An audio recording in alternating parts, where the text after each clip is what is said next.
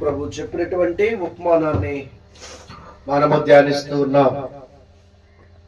లూకా సువార్త 18వ అధ్యాయంలో దేవుడు యేసు ప్రభు వారి భూమి మీద ఉన్నప్పుడు ఆయన చెప్పినటువంటి గొప్ప ప్రార్థన అంశాన్ని మనము ధ్యానిస్తూ ఉన్నాం. ప్రభు వారు భూమి మీద ఉన్నప్పుడు ఆయనే 40 రాత్రులు 40 పగళ్ళు ఉపవాసం ఉండి ప్రార్థన చేశారు.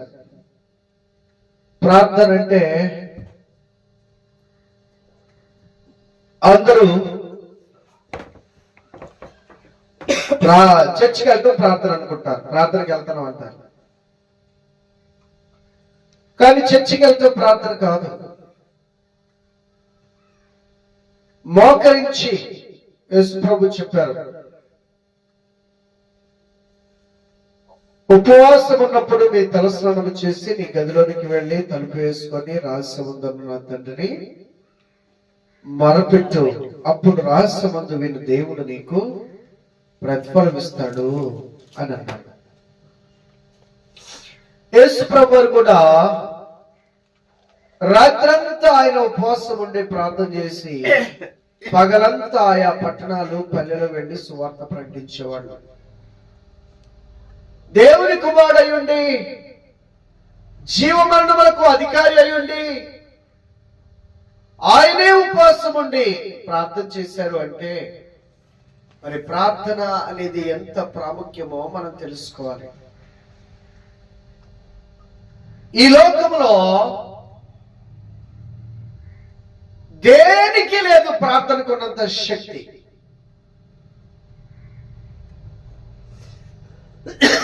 చూసుకుందాం, బలమైనవి. మొట్టమొదటిగా మనం గమనించినట్లయితే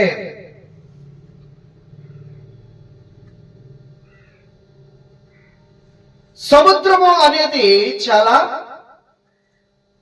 సముద్రపు నీటిని ఎవరు కొలవలేరు, దాన్ని ఎవరు కూడా ఆ నీటిని తోడలేరు. కానీ సముద్రపు నీరు పాయలైపోయి ఆరిన నేలను నడిచారు అంటే అది ఎలాంటి ప్రార్థన? చెరువులు ఎండిపోతాయి, గుట్టలు ఎండిపోతాయి, నదులు ఎండిపోతాయి, సరస్సులు ఎండిపోతాయి, బావులు ఎండిపోతాయి, బావులు ఎండిపోతాయి. కానీ సముద్రం ఎండిపోవటం అనేది ఇప్పటికీ మనం ఎక్కడ చూడాల. కానీ మోషే కాలంలో ఆయన ప్రార్థన శక్తి ఎంత గొప్పదో, ఎంత గొప్పదయ్యా అంటే ఆయన ప్రార్థన చేస్తే సముద్రమే పాయలైపోయిందట. అంటే ఇప్పుడు సముద్రపు నీటిని ఎవరు కొలవలేరు, సముద్రపు నీటిని ఎవరు ఆనకట్ట వేసి ఆపలేరు. అలాంటి సముద్రము బహు బలము కలిగింది. సునామీలు వచ్చినప్పుడు ఇళ్ళు నిలవలేదు, కారులు నిలవలేదు, మనుషులు నిలబడలేదు, ఇళ్ళే కార్లే మొత్తం ఆ సునామీలో ఆ నీటి ప్రవాహానికి కొట్టుకొని పోయింది. మొన్న మధ్య వచ్చిన తుఫాను కూడా ఎన్నో గ్రామాలు ఇండోనేషియాలో కొట్టుకొని పోయింది. గ్రామాలే లేవు.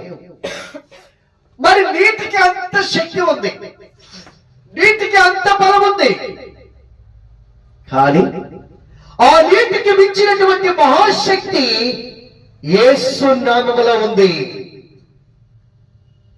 మోషే ఆ విధంగా ప్రార్థన చేసినప్పుడు సముద్రమే పాయలైపోయి ఆ నీరు రాశిగా నిలబడినదంటే మోషే యొక్క ప్రార్థనలో ఉన్న శక్తి, దేవుని నామములో చేసే ప్రార్థనలో ఉన్న బలము ఎంత గొప్పదో దాన్ని బట్టి మనం అర్థం చేసుకోవాలి. నీటికి బలమున్నది, సముద్రానికి ఇంకా బలమున్నది. వేల టన్నులు ఉన్నటువంటి చేపలన్నీ కూడా పెద్ద పెద్ద తిమింగళాలు అన్ని దాంట్లోనే జీవిస్తున్నాయి. అన్నిటికీ ఆధారమైనటువంటి సముద్రము కూడా ప్రార్థన ముందు పాయలైపోయింది. కనుక ప్రియులారా, ప్రార్థన అంటే ఏదో 10 నిమిషాలు మోకరించి ప్రార్థన చేసి అయిపోయిందంటూ కాదు. నీ ప్రార్థనలో శక్తి ఉండాలి, నీ ప్రార్థనలో బలం ఉండాలి, నీ ప్రార్థనలో విశ్వాసం ఉండాలి, నీ ప్రార్థనలో దేవుని శక్తి నింపబడి ఉండాలి. కనుక ప్రార్థన చేయాలి. యేసు ప్రభు భూమి మీద ఉన్నప్పుడు చెప్పినటువంటి అనేక సందర్భాల్లో శిష్యులు కూడా అదే చెప్పారు, ప్రార్థన చేయండి, ప్రార్థన చేయండి, ప్రార్థన చేయండి. ఎక్కువ సార్లు ఆయన చెప్పిన మాట ఏంటంటే ప్రార్థన చేయండి. శిష్యులు ఆయన ప్రార్థించారు, అదే విషయాన్ని బోధిస్తున్నారు. మనముతున్న భక్తులు దానియేలు గారు ప్రార్థనకి వెళ్తే తెల్లవారులు ప్రార్థన చేస్తుంటే ప్రభు అనేవాళ్ళట, దానియేలు ఇక చాలు ప్రార్థన, తెల్లవారిపోతుంది, వెళ్ళు, కాలేజీ టైం అయింది మళ్ళీ. దానియేలు గారు ప్రార్థన, ఆయన ప్రార్థనకి దేవుడిచ్చిన వరం, నా రాకడ వరకు ఈ సహవాసము నిలిచి ఉండిద్ది అని అన్నారట. ప్రార్థనలో ఉన్నటువంటి శక్తి అంత గొప్పది. ఇవాళ దానియేలు గారి తర్వాత జాషువా డానియేలు గారు, జాషువా డానియేలు గారి యొక్క కుమారుడు జాన్ డానియేలు గారు ఇవాళ ప్రపంచ నలుమూలలా సువార్త ప్రకటించబడి కొన్ని వేల సంఘాలు కట్టబడ్డాయి.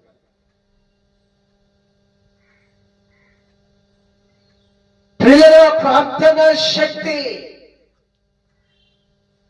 భగత్ సింగ్ గారు కూడా ఆయన మోకరించి ప్రార్థన చేస్తుంటే ఆయన ప్రార్థించే కాడ 2 గోతులు పడ్డాయట, మోకాళ్ళు. ఒకనొక సమయంలో ఆయన హైదరాబాదు నడిబొడ్డున, హైదరాబాద్ యొక్క సెంటర్ లో బెరాకో మందిరం ఉంటుంది. అయితే అది 2 ఎకరాలు ఆ స్థలం. ఎన్టీఆర్ గారి కాలంలో ఆయన ముఖ్యమంత్రి, ఆయన ఇమ్మన్నారట, వెళ్ళి నీకు ఇంకెక్కడైనా ఇస్తాను, కానీ ఇది హైదరాబాద్ యొక్క మధ్యలో ఉన్నది, ఇది నాకు కావాలి. ముఖ్యమంత్రి గారు ఆయన, నువ్వు వెళ్ళిపో బాక్సే అని అన్నారట. సరే, నేను ప్రభువుని అడిగి మీకు చెప్తాను ఎలా అన్నారట. ప్రార్థన చేశారట భగత్ సింగ్ గారు.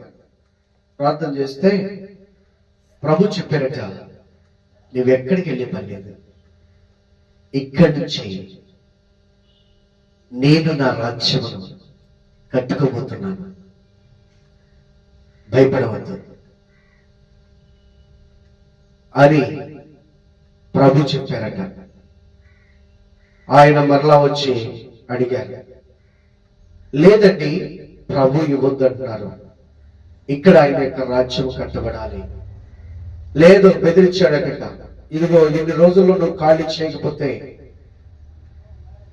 బలవంతంగా ఖాళీ చేయాల్సి వస్తుంది, నువ్వు బలవంతంగా నేను ఖాళీ చేపిస్తాను అని వెళ్ళిపోయారట. ఇక భగత్ సింగ్ గారు ప్రార్థన చేయడం మొదలు పెట్టారట. ప్రభు అన్నారట, ఒక మాట చెప్పు, ఈ స్థలము నువ్వు తీసుకున్న రోజు నేను చనిపోతావు అని చెప్పండి. ఎన్టీఆర్ గారికి అదే పేరు చెప్పారట, అదే విషయం చెప్పారట. ఈ స్థలములో నువ్వు అడుగుపెట్టి తీసుకున్న రోజును నువ్వు ఉండవు భూమి మీద, ఇంకా కావాలంటే తీసుకున్నారట. నేను లేని కాడికి నాకెందుకు ఇది అని ఎన్టీఆర్ గారు వెళ్ళిపోయారట. ప్రార్థనలో ఉన్న శక్తి అంత గొప్పది. ప్రార్థన మనము అన్నీ చేస్తాం కానీ ప్రార్థన చేయం మోకరించి. మోకరించి ప్రార్థన చేయాలి. ఆనాడు మోషే చేసిన ప్రార్థనకి సముద్రమే ప్రార్థన ముందు తల వంచి పాయలైపోయింది. ఈరోజు మన ప్రార్థనలు ఎలా ఉంటున్నాయి? మన ప్రార్థనలో ఉన్న శక్తి ఎంత? నా మట్టుకు నేనైతే సేవకుని చెప్పుకోవడానికి కూడా సిగ్గుచేటి. అంత ప్రార్థనహీనమైనటువంటి జీవితంలో మనం కొనసాగుతున్నాం. రెండవది, యెహోషువ ప్రార్థన ఎంత గొప్పదో తెలుసా? ఈ ప్రపంచంలో ఎంతో మంది శాస్త్రవేత్తలు ఉన్నారు. భూగోళ ఖగోళ సముద్ర ప్రాంతంలో ఉన్నటువంటి అనేక విషయాలను వీళ్ళు కనుగొని బయలుపరిచారు. కానీ భూభ్రమణాన్ని కనుగొన్నారు. కానీ భూభ్రమణాన్ని ఆపగలిగినటువంటి శక్తి ఏ శాస్త్రవేత్తకు లేదు. సూర్యుని కిరణాలు ఎంత కొన్ని కోట్ల కిలోమీటర్ల నుండి ఆ కిరణాలు వస్తున్నాయి. దానికి ఇంత శక్తి ఉంది, దానికి ఇంత పరిధిలోనికి వెళ్ళగలం. ఆ పరిధి దాటిపోతే అక్కడ గాలి ఉండదు. అక్కడి నుంచి దాటి వెళితే కనుక అగ్ని గోళానికి కాలి బూడిదైపోతాం అని తెలుసుకున్నారు. కానీ సూర్యుడిని ఆపగలిగిన శక్తి ఎవరికీ లేదు. ప్రియులరా, చంద్రుడిపైకి వెళ్తున్నారు, చక్కగా చంద్రుడి పైన అడుగు పెడుతున్నారు, కొన్ని గంటలు ఉంటున్నారు, ఎన్నో వింతైనటువంటి కార్యాలను మనకు చూపిస్తున్నారు. అనేక శాటిలైట్స్ ను పంపిస్తున్నారు. కానీ ఆ చంద్రుని యొక్క గమనాన్ని, నడకను, ఆ భ్రమణాన్ని ఆపగలరా? ఆపలేరు. భూమి మీద మనం నివసిస్తున్నాము కానీ భూభ్రమణాన్ని ఆపలేము. కానీ అదే భూమి మీద ఇంత మట్టితో తయారైనటువంటి ఒక మనుష్యుడు ప్రార్థన చేశాడు. ఎవరైనా? యెహోషువ. ఇంత భూమితో ఉన్నటువంటి ఈ భూగోళంలో ఇంత మట్టి ముద్దగా తయారు చేయబడినటువంటి ఒక మానవుడైనటువంటి యెహోషువ ప్రార్థన చేశాడట. ప్రభువా యెహోవా, నీ జనుల శత్రువుల మీద పగ తీర్చుకునేంత వరకు సూర్యుడు అస్తమించకూడదు, చంద్రుడు రాకూడదు, భూభ్రమణము కలగకూడదు. అంతే. పిల్లరా, ఆశ్చర్యరీతిగా భూమి తిరగటం ఆగిపోయింది, సూర్యుడు తిరగటం ఆగిపోయాడు, చంద్రుడు తిరగటం ఆగిపోయాడు, కాలచక్రమే ఆగిపోయింది. ఎంతో తెలుసా? 24 గంటలు ఆగిపోయింది అట. ఎవరు ఆపగలరండి? ఎవరికున్నది శక్తి? యేసు నామములో చేసే ప్రార్థనలో ఉంది శక్తి. యేసు నామములో చేసే ప్రార్థనలో ఉంది బలము.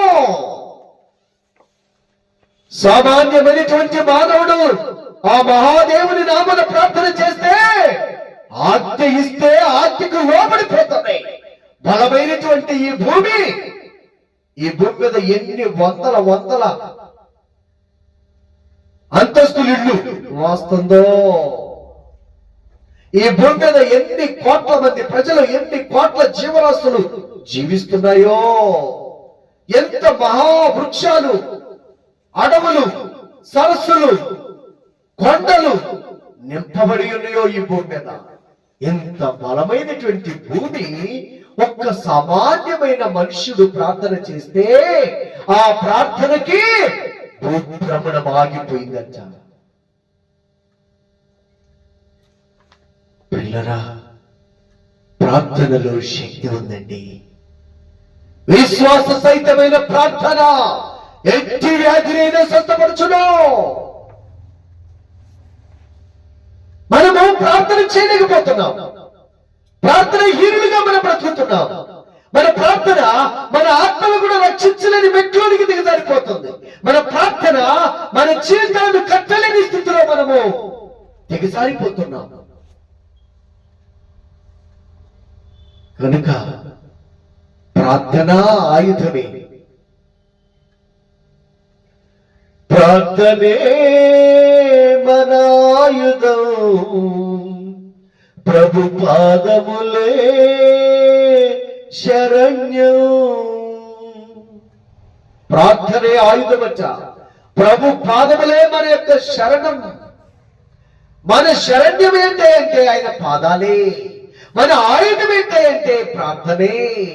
ఈ రోజున బలం ఉన్నదని, అండ ఉన్నదని, కండ ఉన్నదని, ఆర్థిక బలం ఉన్నదని, లేక రాజకీయ బలం ఉన్నదని, కుల బలం ఉన్నదని, మత బలం ఉన్నదని రకరకాలుగా ప్రజలు వాళ్ళ యొక్క బలాన్ని చూపిస్తూ ఉన్నారు. కానీ అన్ని బలములకు మించిన బలమైన నామము యేసు నామము. ఆ నామమును ప్రార్థన చేస్తే అద్భుతములు, ఆశ్చర్యములు. ఇంకా ఎంత బలమైన నామో తెలుసా? అగ్ని ముందు ఏదైనా కానీ బూడిదైపోవాల్సిందే. పచ్చని చెట్లైనా బూడిదైపోవాల్సిందే.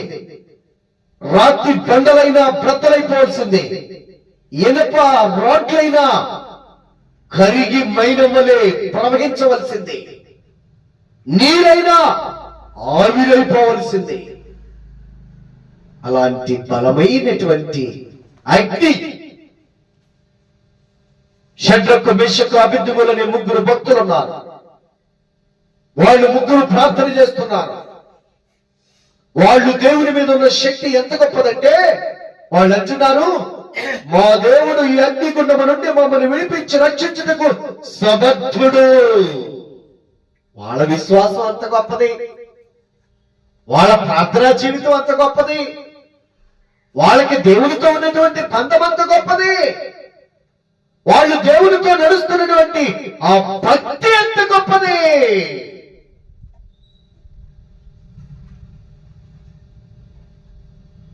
మా దేవుడు మండుచున్న ఈ అగ్నిగుండము నుండి మమ్మల్ని తప్పించి రక్షించడానికి సమర్థుడు.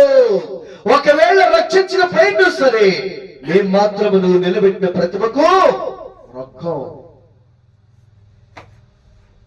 ప్రియులరా, ఓ వాళ్ళు ప్రార్థన చేయించున్నారు, వాళ్ళు ప్రార్థన చేస్తున్నారు. కానీ రాజు కోపం అధికమైపోయింది.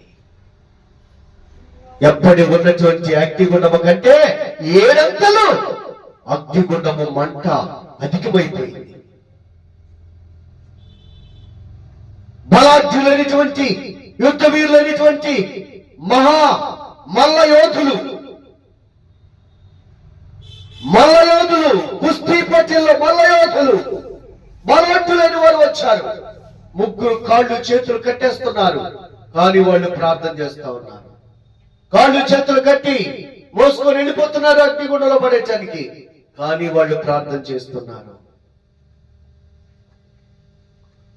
ఎక్కడ 2-3 కూడి నా నామం ప్రార్థిస్తారో వారి మధ్యన నేను ఉంటానన్న దేవుడు ఈ ముగ్గురు ప్రార్థన చేస్తుంటే అగ్నిగుండములో మల్ల యోధులు వెళ్ళి మోసుకొని వెళ్ళిపోయి ఇసిరి పారేశారు.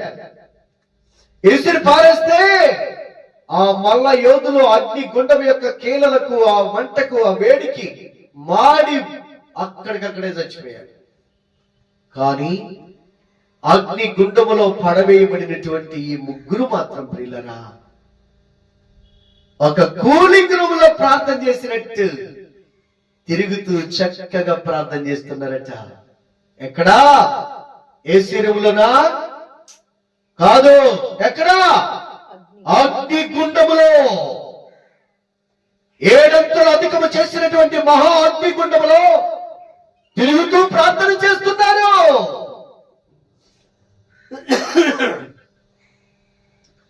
బంగారుపు వీధుల్లో తిరిగి ప్రార్థన చేసినట్లుగా చేస్తున్నారు. వారితో ఉన్నారట ఇంకొక వ్యక్తి. ఆయనే ఈ అగ్నిని, సముద్రమును, భూమిని, ఆకాశమును, సూర్య చంద్ర నక్షత్రములను సృష్టించినటువంటి మహాఫలమైన దేవదేవుడు వారి మధ్య ఉన్నారట. ఎంత గొప్ప విషయం చూడండి. నీ ప్రార్థన అగ్ని గుండము సైతము చల్లార్చగలిగిన శక్తి, అగ్నికి మించిన బలము, అగ్నికి మించిన శక్తి ప్రార్థనలో ఉన్నది, యేసు నామములో ఉన్నది. ఈ రోజున మనం ఎలా ప్రార్థన చేస్తున్నాం? ఈ రోజున మన ప్రార్థన జీవితం ఎలా ఉన్నది?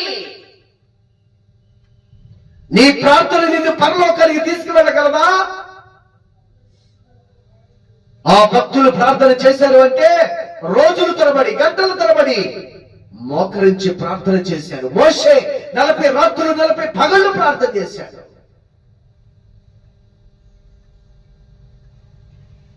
ప్రియులరా, ఈరోజు మన ప్రార్థనలు ఎలా ఉన్నాయి?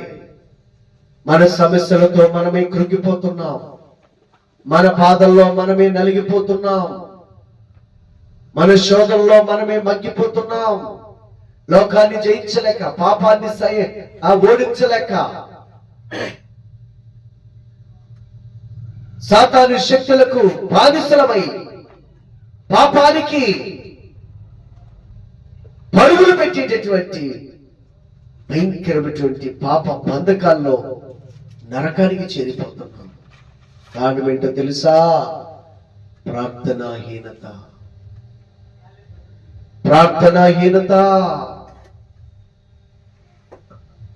లోకములో అగ్నికున్న బలము మహా గొప్పది, కానీ అగ్నికి మించిన బలము దేనిలో ఉన్నది? యేసు నామములో చేసే ప్రార్థనలో ఉన్నది. నిరూపించారు. ఎప్పటికీ ఐగుప్తు రోజుల యొక్క చరిత్ర గ్రంథంలో ఆ విషయాలు రాయబడి ఉన్నాయి. ఇప్పటికీ కల్లబల్లి కథలు కాదు, చరిత్ర చెప్పుచున్నటువంటి సత్యాలు. కనుక ఈ రోజున మనం ఎలా ప్రార్థన చేస్తున్నాం? దానియేలు ప్రార్థన ఎలా ఉంది? ఇవన్నీ ఏదో మనం చదువుకుంటూ పోతున్నాం, కానీ ప్రార్థనలో ఎంత శక్తి ఉందో, ప్రార్థనలో ఎంత బలం ఉందో, ప్రార్థనలో ఎలాంటి కార్యములు జరుగుతాయో మనం గ్రహించలేకపోతున్నాం, గుర్తించలేకపోతున్నాం. ప్రార్థన చేయలేం, మోకరించి ఏకు జాములు వేసి మొరపెట్టలేం, రాత్రి బవులు దేవరాత్రులు మొరపెట్టలేం. అందుకనే యేసు ప్రభు చెబుతున్నారు ఏమని? విసుకక నిత్యము ప్రార్థన చేయి. ఈ రోజున విసుగుదల చెందిపోతున్నావా? కొద్ది సమయము, కొద్ది రోజులు ప్రార్థన చేసి, అమ్మో ఈ కార్యం జరగట్లేదు, అమ్మో ఈ మనిషి మారట్లేదు, అమ్మో నేను అనుకున్నది జరగట్లేదు, అమ్మో నేను అడిగింది పొందుకోలేకపోయాను అని ప్రార్థన మానేస్తున్నావా? ప్రభుని విడిచిపెడుతున్నావా? ప్రియులరా, ఆయన చూచుచున్న దేవుడు, నమ్మకమైన దేవుడు, నమ్మదగిన దేవుడు. ప్రార్థన చేయొద్దు అసలు. ఏ దేవుడికి బ్రతకవద్దు. ప్రార్థన చేస్తే క్రూర మృగములకు ఆహారంగా సింహాల గుహలో పడేస్తామన్నారు. కానీ దానియేలు ప్రార్థన చేయకుండా ఆగాడా? ప్రార్థన చేయకుండా ఆగాడా? దానియేలు ప్రార్థన చేశాడు. ఏమని చేశాడో తెలుసా? క్రూర మృగములు ఆయనను చంపాలని, ఆహారముగా తినివేయాలని తహతహలాడిపోతున్నాయి. కానీ ఆ ప్రార్థన శక్తి ఆయన ఏం చేసిందో తెలుసా? ఒక కవచం లాగా ఆయన చుట్టూ ఏర్పడిపోయింది. సింహాలు జూలు విసురుతూ ఆ యొక్క గుహలో ఆయనకి గాలి విసురుతున్నాయి. దానియేలుని ఆ సింహపు గుహలో పడేస్తే అక్కడ మోకరించి ప్రార్థన చేస్తున్నాడు ఆయన. ప్రియులరా, అవి మనుషులు కాదు, క్రూర మృగాలు, పచ్చి మాంసములు తినేటటువంటి మృగజాతి, బలమైనటువంటి మృగాలు. సింహాలు అంతే. ఇంకా ఏ జంతువుని పడేసినా కానీ ముక్కలు ముక్కలుగా పటపట కొరికి తినేసేస్తాయి. అలాంటిది మానవుడి యొక్క శరీరం అయితే కాదు. కానీ దానియేలు గారి యొక్క ప్రార్థన, దానియేలు గారు తన దేవుడైన యెహోవా నామమున చేసే ప్రార్థన ఏం చేసిందో తెలుసా? సింహాల నోళ్లను సైతము కట్టి పడేసిందండి. సింహాలు ఆయనకి హాని చేయలేకపోతున్నాయి, ఆయన దగ్గరికి రాలేకపోతున్నాయి, వాటి నోళ్లు కట్టివేయబడ్డాయట. దేవుని దూత వచ్చి ఈ సింహములో ఆయనకి హాని చేయకుండా వాటి నోళ్లు మూసివేసిందట. ఏం ప్రార్థనలు అండి, ఏం ప్రార్థనలు వాళ్ళు చేసిన ప్రార్థనలో. మన బైబిల్లో చదువుతున్నాం, వింటున్నాం అంతే. కానీ నా దేవుడు ఇంత శక్తివంతుడా, నా దేవుడు ఇలాంటి కార్యములు కూడా చేయుటకు సమర్థుడైన దేవుడా.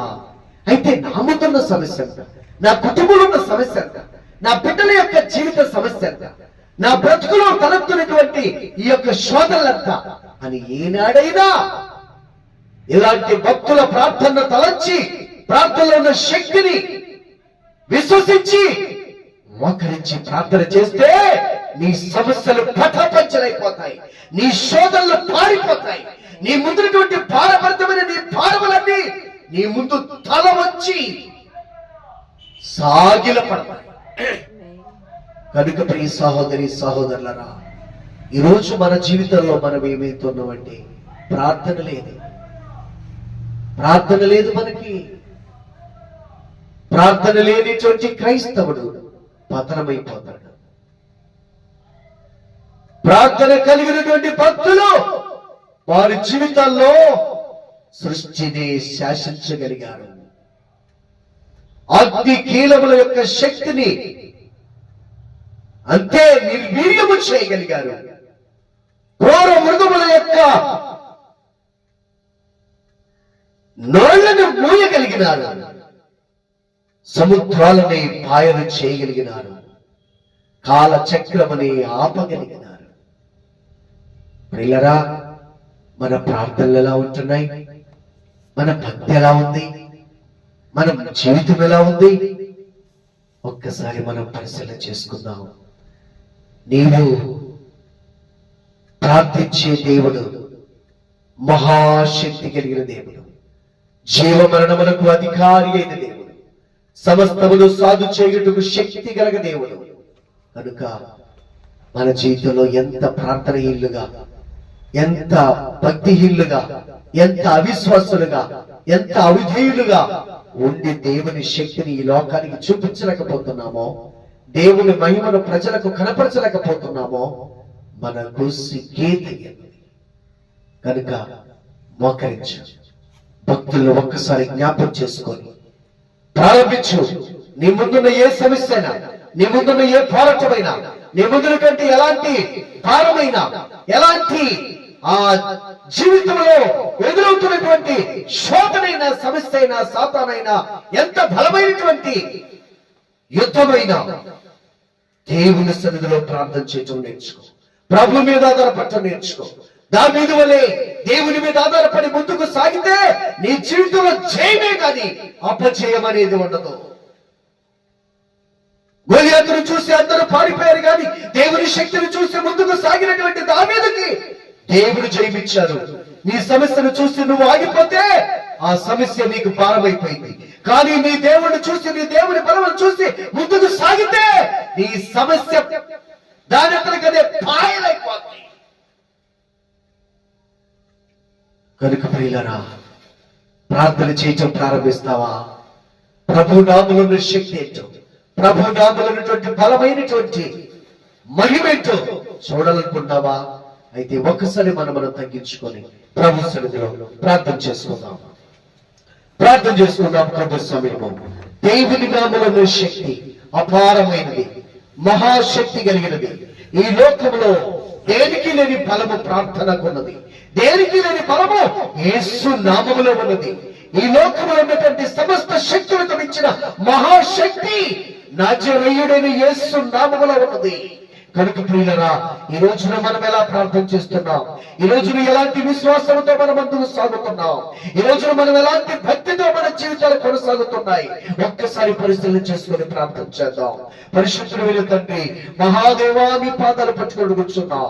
మీ భక్తుల ముందు మేము శూన్యము నాయన. అయ్యో, మేము పనికిరాని వారము నాయన. మా నీతి, మా భక్తి, మా ప్రార్థనలు ఎంతో నా తండ్రి బలహీనముగా ఉన్నాయి నాయన. ప్రభు దయతో మమ్మల్ని కరుణించండి, కనికరించండి, మమ్మల్ని లేవనెత్తండి. మేము చదువుచున్నాము, వింటున్నాము, చూస్తున్నామే కానీ ఆ మహాశక్తిని మా జీవితంలో రుచి చూడలేకపోతున్నాము. ఆ మహాబలమును నాయన అనేకులకు మేము ప్రకటించి నిరూపించి మిమ్మల్ని మహింపరచలేకపోతున్నాం. ప్రభు దేవా, దయతో మమ్మల్ని క్షమించుము నాయన, క్షమించుము నాయన, క్షమించుము నాయన. తండ్రి, మీ కృపలో జ్ఞాపకం చేసుకొని రోషము కలిగి, పౌరుషము కలిగి మా కుటుంబంలో సమస్యలు, మా జీవితంలో తలెత్తున్నటువంటి శోధనలు, మా ముందున్నటువంటి ఏ సమస్య అయినా, ఎంత బలమైనదైనా, ఎంత జటిలమైనదైనా, నా దేవుని బలము ముందు ఇవన్నీ కూడా అసాధ్యమైనవని, బలహీనమైనవని ఎంచి ముందుకు సాగే శక్తిని, విశ్వాసమును, ప్రార్థన, ఆత్మను మాకు దయచేయము నాయన. ప్రభువా, నీ కృపలో జ్ఞాపకం చేసుకుని మమ్మల్ని నడిపించి, ఈ వాక్యం విని ప్రార్థిస్తున్న ప్రతి బిడ్డ మీద మీ ఆత్మను కుమరించి, ప్రార్థన ద్వారా అసాధ్యమైన కార్యములను సాధ్యము చేసి మీరు సజీవుడమైన దేవుడు అని మిమ్మల్ని మీరు నిరూపించుకొని మహిమ, ఘనత, ప్రభావములు పొందమని యేసు క్రీస్తు వారి యొక్క సర్వశక్తి కలిగిన నామమున దీనముగా ప్రార్థించి వేడుకొనుచున్నాను తండ్రి. ఆమేన్. కుమారుడైన యేసుక్రీస్తు వారి కృప, పరిశుద్ధాత్మ తండ్రి యొక్క అన్యోన్య సహవాసం ఇక్కడ మనకును, ఆశించిన ప్రతి బిడ్డకును, ప్రార్థించిన ప్రతి అంశమునకును ఆయన ముద్ర వేసి ప్రతిఫలము దయచేసి ఘనత, మహిమ, ప్రభావములు ఆయనే పొందును గాక. ఆమేన్. వందనాలండి. రక్తమే నన్ను శుద్ధీకరించు, నీ రక్తమే నా బలము, నీ రక్తధారలే ఇలా పాపికాశ్రయంబునిచ్చును. పరిశుద్ధ తండ్రి పాపిని కడిగి పవన పార్చుము. పరిశుద్ధుడైన తండ్రి, ప్రేమ కలిగిన ప్రభువా, నీ పాదాలకే స్తుతులు, స్తోత్రములు చెల్లించున్నాము నాయన. ఇదిగో నా ప్రభువా, మీరు నా తండ్రి దేవా, సిలువకు అప్పగించబడిపోయే రాత్రి నీ శిష్యులను పస్కా బలి పశువుగా మీరు నాయన పోగొతున్నటువంటి ఆ తరుణములో పస్కా విందును సిద్ధము చేయమని అయా నీ శిష్యులకు ఆజ్ఞాపించిన ఆయన దేవా, ఒక రొట్టె పట్టుకొని కృతజ్ఞతాస్తుతులు చెల్లించి, ఇదిగో ఇది నా శరీరము, దీన్ని తీసుకొని తినుడి, ఇది మీ జీవానికి ఆహారము, నిజమైన ఆహారము నేనేనని సెలవిచ్చిన దేవుడు నాయన. అందుకే మీకు స్తుతులు చెల్లిస్తున్నా ప్రభువా. ఓ దేవా, మా ఆత్మకు మీరే ఆహారముగా ఉన్న దేవుడు, మా ఆత్మకు మీరే ఆధారభూతుడు అయిన దేవుడు. అయ్యో, మీరు ఎంత గొప్ప దేవుడు నాయన. దేవా దేవా, మీ స్తుతులయ్యా, మీ స్తుతులయ్యా. మీ శరీరం బట్టి మీ స్తోత్రాలు. మా కొరకు శరీరధారిగా వచ్చి మీ శరీరాన్ని మాకు ఆహారముగా ఇచ్చిన దేవా, మీ స్తుతులు, స్తోత్రాలు.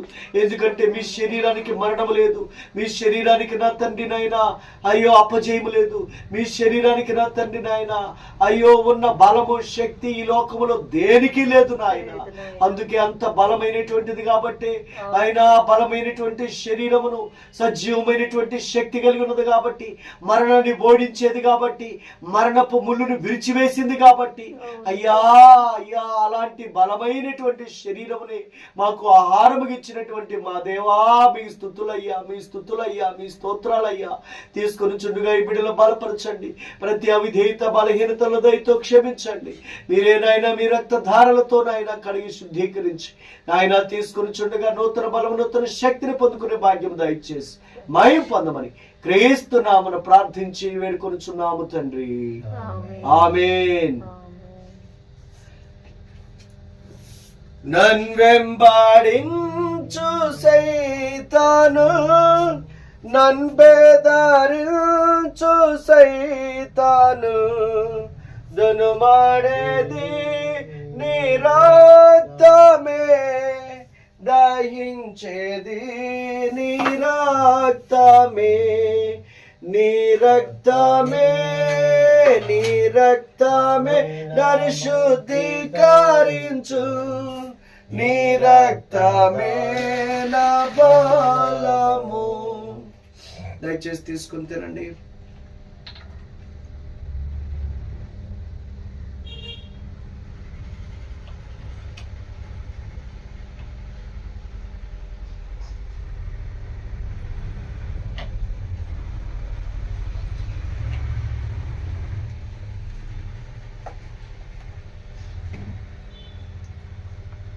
పరిశుద్ధుడైన తండ్రి, ప్రేమ గల ప్రభువా, అంతటా భోజనమైన పిమ్మట ఆయన గిన్నె పట్టుకొని కృతజ్ఞతాస్తుతులు చెల్లించి, ఇది మీ కొరకు నేను చిందించిన నిబంధన రక్తం, దీనిలో తీసుకొని త్రాగునప్పుడెలను నా మరణ పునరుద్ధానములో జ్ఞాపం చేసుకోమన్నావు నాయన.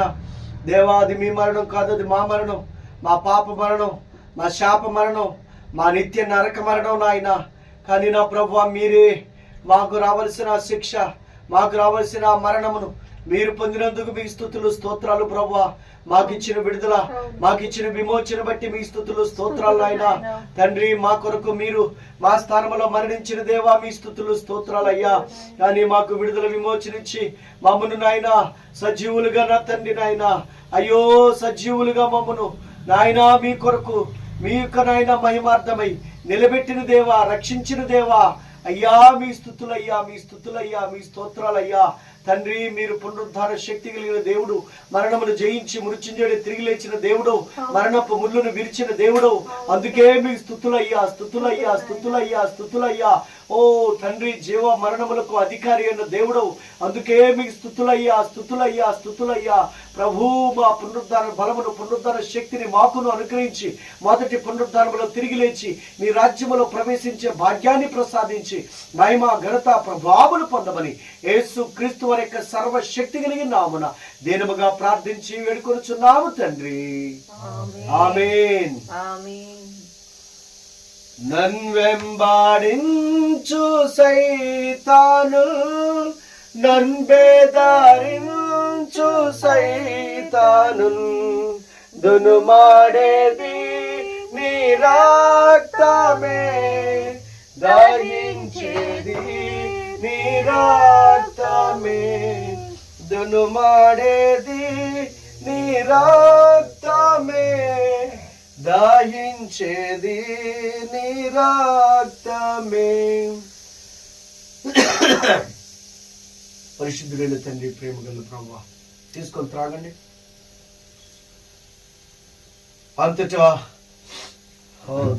కీర్తన పాడి ఒలివ కొండకెళ్ళిన రీతిగా చివరి వచ్చినది పాడుకున్నాం. స్తుతి మహిమ ఘనతయు యుగాయుగములకును, స్తుతి పాత్ర నీకే చెల్లును, స్తోత్రార్హ నీకే తాగును, స్తుతి పాత్ర నీకే చెల్లును, స్తోత్రార్హ నీకే తాగును. నీ రక్తమే, నీ రక్తమే నన్ను శుద్ధీకరించు, నీ రక్తమే నా బలము.